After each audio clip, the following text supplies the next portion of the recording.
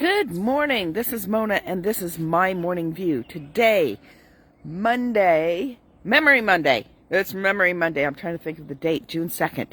Today is June 2nd. We are out of May. May just flew right through. Only have a couple more weeks of school, then I'm off for the summer. We will continue these through the summer. All right. Trying not to do the weather. Became a habit. All right, Memory Monday. Memory Monday.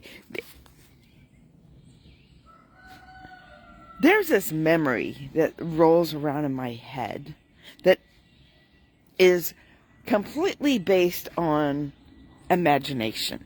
It is completely based on imagination, but it stems from a reality. Okay, so the reality was the very first time I had an apartment. The very first time I moved away from home. I graduated from high school. I went to 4-H camp. I think it was my last time there. And then I moved out. And the feeling of having your own place. The reality of this place was I had a small bedroom that had a balcony. And the balcony looked over an open field with a complete view of the U.S. Sutter Buttes. It was amazing. You couldn't beat that view. If I drank coffee back then, that would be a perfect place to have a little bistro set on that balcony to sit there and have a cup of coffee.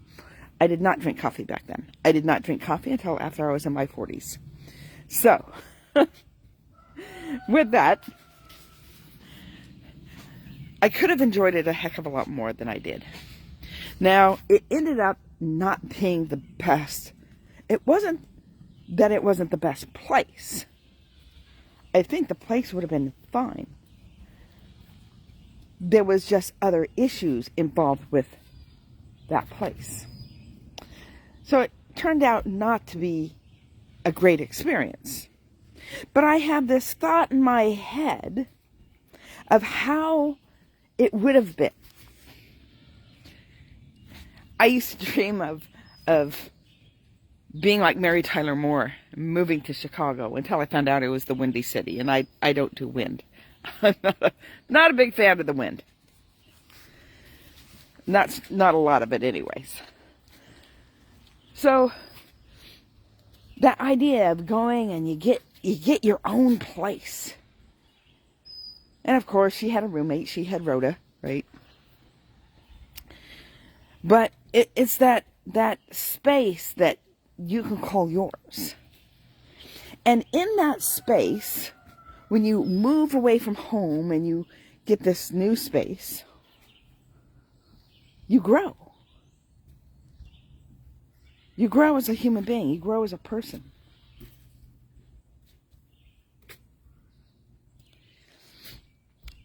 And would it be financially better if I would have stayed at home? Sure. Sure, it could have been.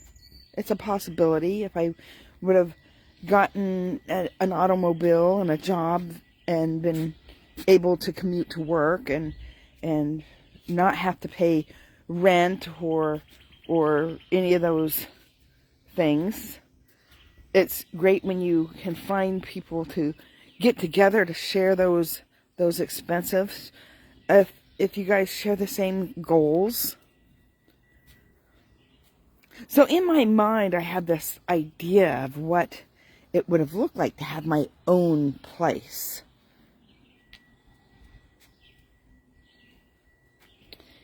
And it turns out that I'm working 2 jobs to maintain this space in my mind. Because it's how my mind is wired. It's wired for reality. It's wired for working and double working in order to get something that you want and to maintain it. But that's not necessarily reality. See, that's what mindset is all about. It's being able to take those things that you dream of and making them reality without the hard work. Does everybody need to do 2 jobs in order to maintain an apartment? No. Does everybody need 2 jobs in order to purchase a house? No. What makes them different than you? Oh, okay, some of them might have a higher education. What did they do to get that higher education? Okay, a lot of them, mom and dad paid for their education.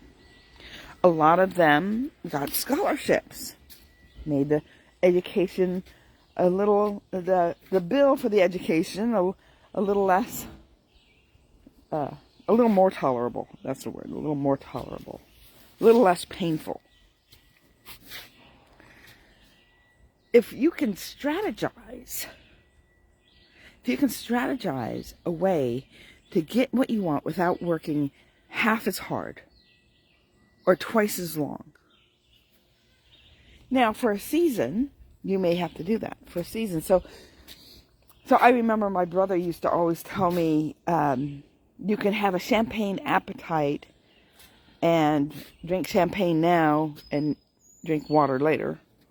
Or you can drink water now and have your champagne later. Now, I personally cannot stand the taste of champagne, but I understand the concept.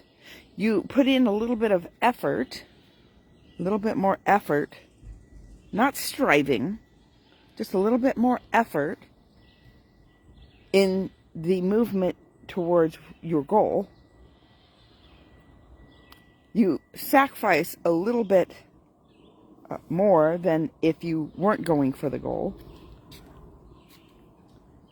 And in the end, you get the goal. And the goal is not to be poor. The goal is to be able to reach your dream, reach the end of that. If there's no end to it, you can always build on it. I'm not talking about, taking a dream. So my dream this morning was dreaming about getting a house and renting it out and gaining income from that house, and then could buy another house. Then do the same thing. And it would be this residual income coming through. But we know that most people can't just go buy a house, especially in today's housing prices.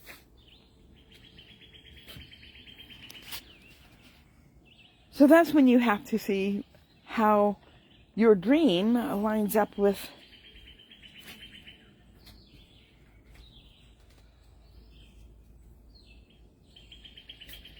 your goals, your ambitions. What is God calling you to? What is God calling you to? Now, when you're young, I'm not young anymore. The idea of going back to school, if I go back to college, it's going to be for me, for my own self-esteem. How much money do I want to throw into it just to say that I have a degree? Because I'm not building a career. That's not in my scope at this point. Unless the career was something that, an older person could manage. I'm game for that. But I'm not looking at going into a 9-to-5, working for someone else, and commuting. If I was in my 20s, absolutely. If I was in my 30s, sure. If I was in my 40s, I would do it. If I was in my 50s, yes. I'm in my 60s.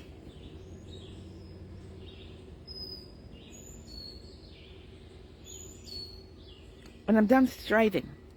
I've strived my entire life. That's the reality memory that I have, is that I have strived my entire life. And God says, the blessing of the Lord is without toil. That doesn't mean without work. Because you have to work. Because the Bible is very clear that, the person who doesn't work doesn't eat.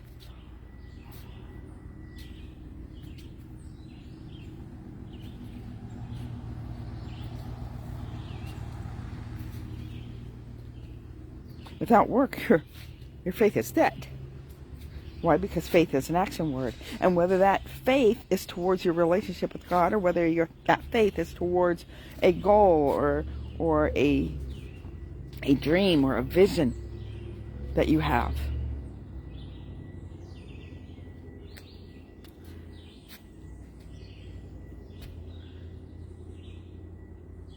Building a house on a firm foundation. Building a house on a firm foundation. You can build an apartment building on a firm foundation.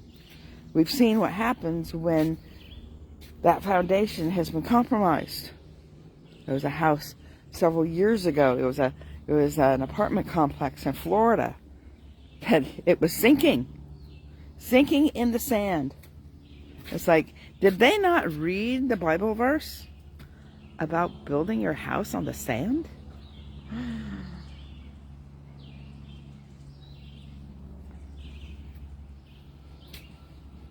You can build on the sand. It's just you have to do other things to make sure that your foundation is firm.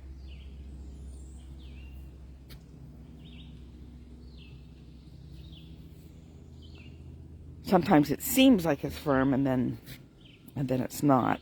Things like what happened to North Carolina with that hurricane last year. It wasn't on the beach. Nobody expected to have their house swept away by a hurricane. But the floods came. And how did they sustain? The people that trust on God seem to have a little bit better viewpoint on the matter. Even those ones that they may not profess to be Christians, they have a biblical principle that they stand on that maybe they don't even know it's a biblical principle.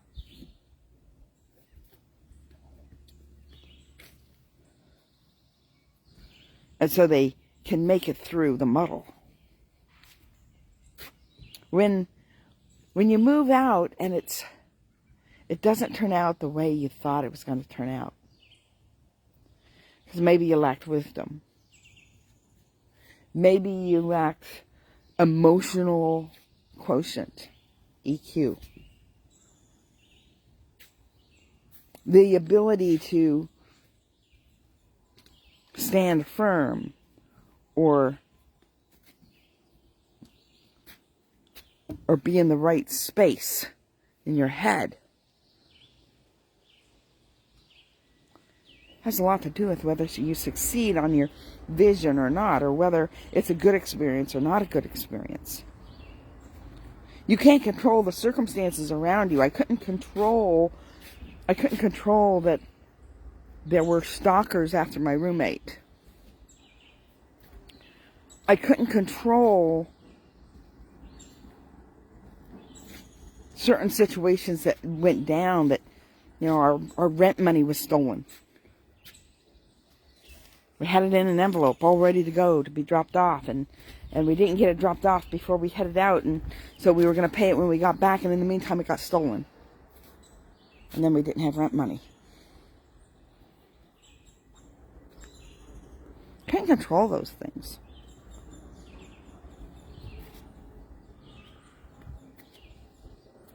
But the attitude towards it. I should have just went out on the balcony and enjoyed my view.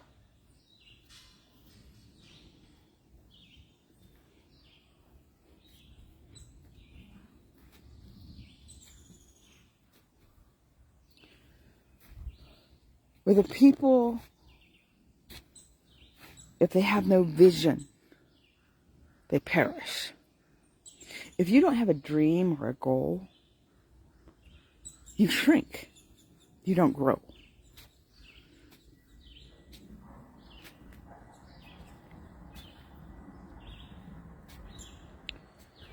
If you don't step out and learn how to make decisions for yourself, for example, if you live at home, you're stunted by the not stepping out. The stepping out is a faith step. Am I going to make it outside of my home? It's an uncomfortable space.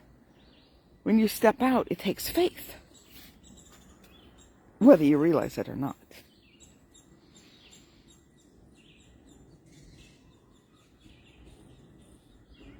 So Memory Monday,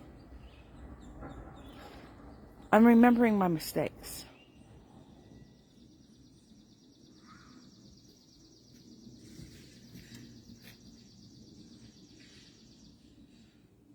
But I don't have to stay there.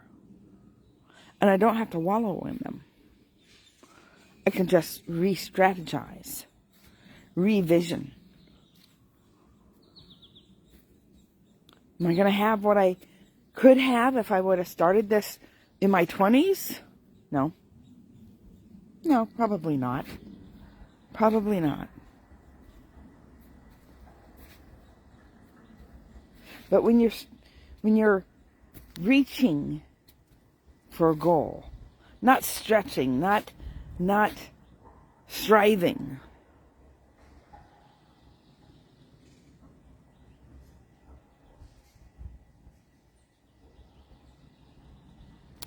it's more of a marathon than a sprint. I'm a sprinter. Physically, my body works like a sprinter. But sprinters get worn out quickly. In the marathon, you have to reserve one step at a time, moving forward.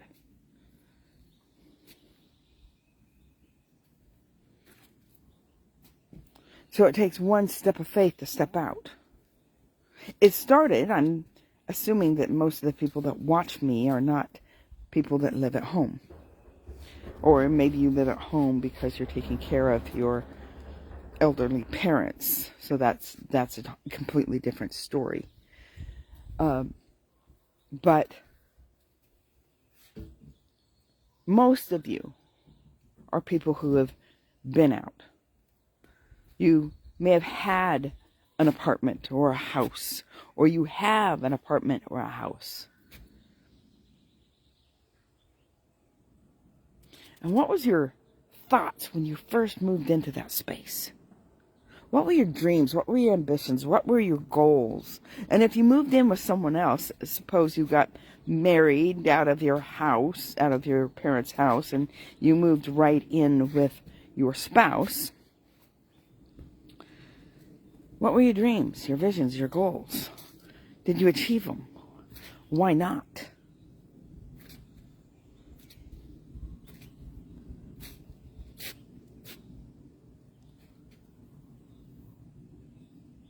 A good place to start is today. They say that if you planted a tree 20 years ago, you'd be enjoying the shade.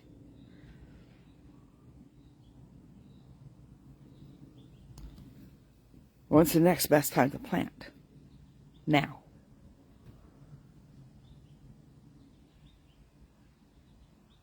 Your life may have changed. It may be very different than it once was.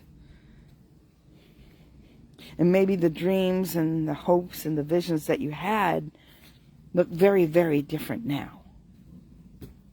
And that's why it's good to revisit the vision. What is it that you wanted to achieve that you didn't, that you still want to achieve?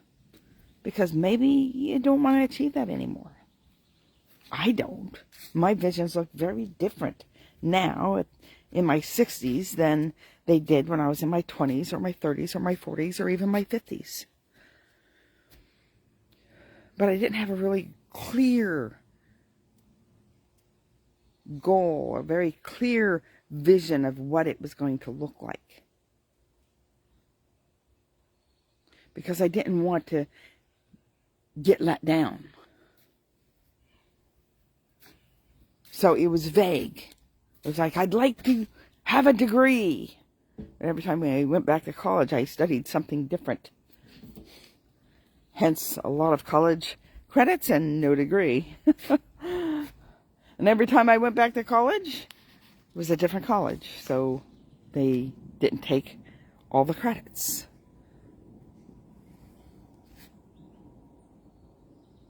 So what I did when I moved out so that I could have a job and go to college. I was going to work my way through college. It didn't quite work out.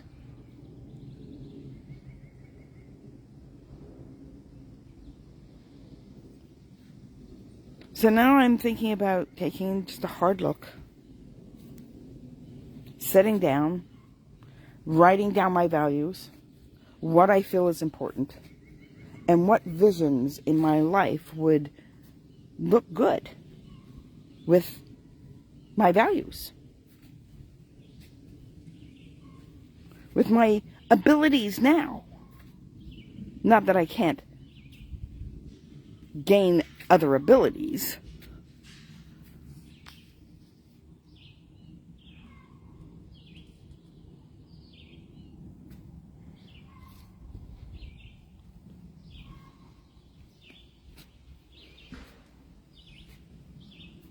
It's good to visualize what it could look like. I had a walk through memory lane that wasn't reality this morning.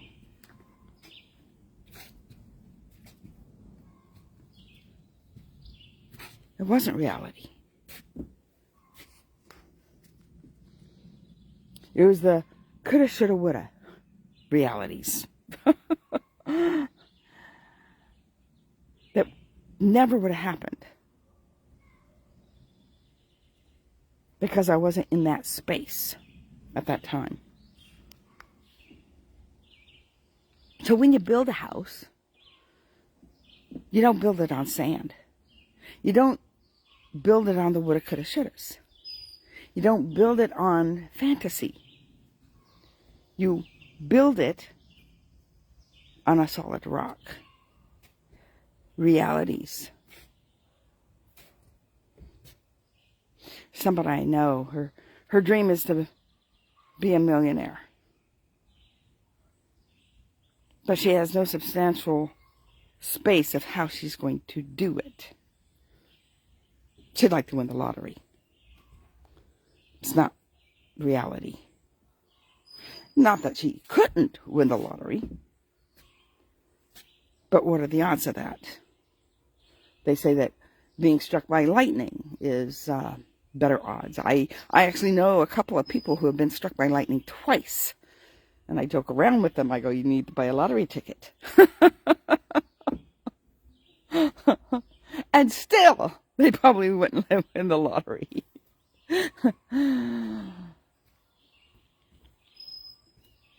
So, what are your visions now? What are your dreams now? Do they align with your values?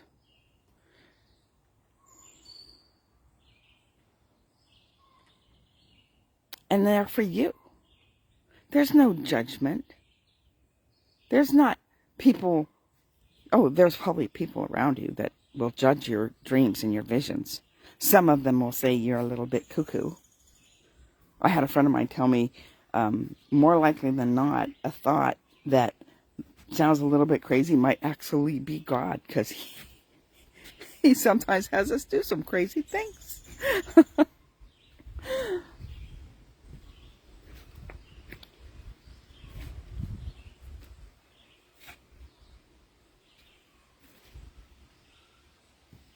Get real with your visions. Get real with your goals. Just because you're in your 60s or your 50s or your 40s, and you think that, because 40s you get that midlife crisis thing, and you're like, oh, my whole world's falling apart. Not necessarily.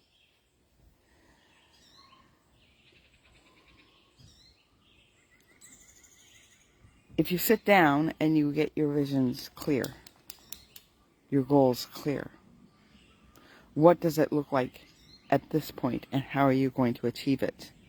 You may not know all the answers in one setting. Revisit it. Revisit the, and sometimes you have to readjust things. Sometimes you have to line item veto things. Sometimes you have to put addendums to your vision statement.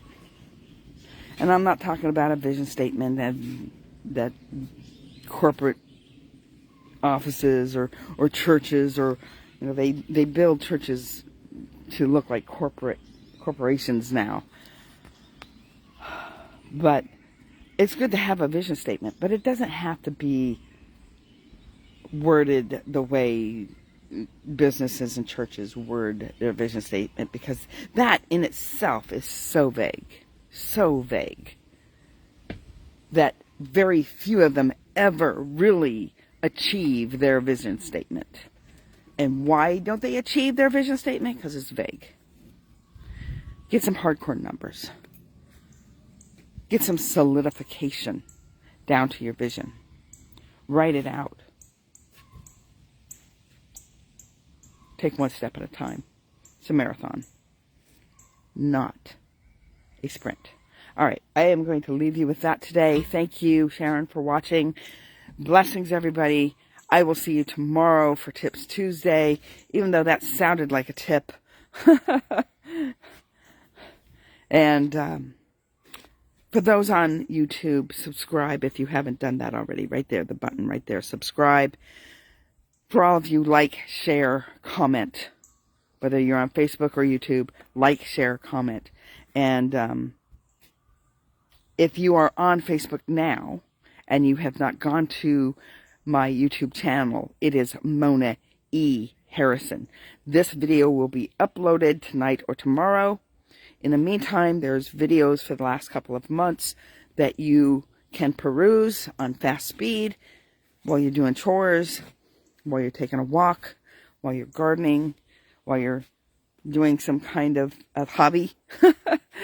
You can listen to it on fast speed and enjoy the videos that way. And then share them if you find the content is valuable, that you want to have someone else hear what the content is. And I'm going to give that name again, Mona E. Harrison. Go over to YouTube, subscribe, and blessings. Have a great day. And I will see you tomorrow. Bye.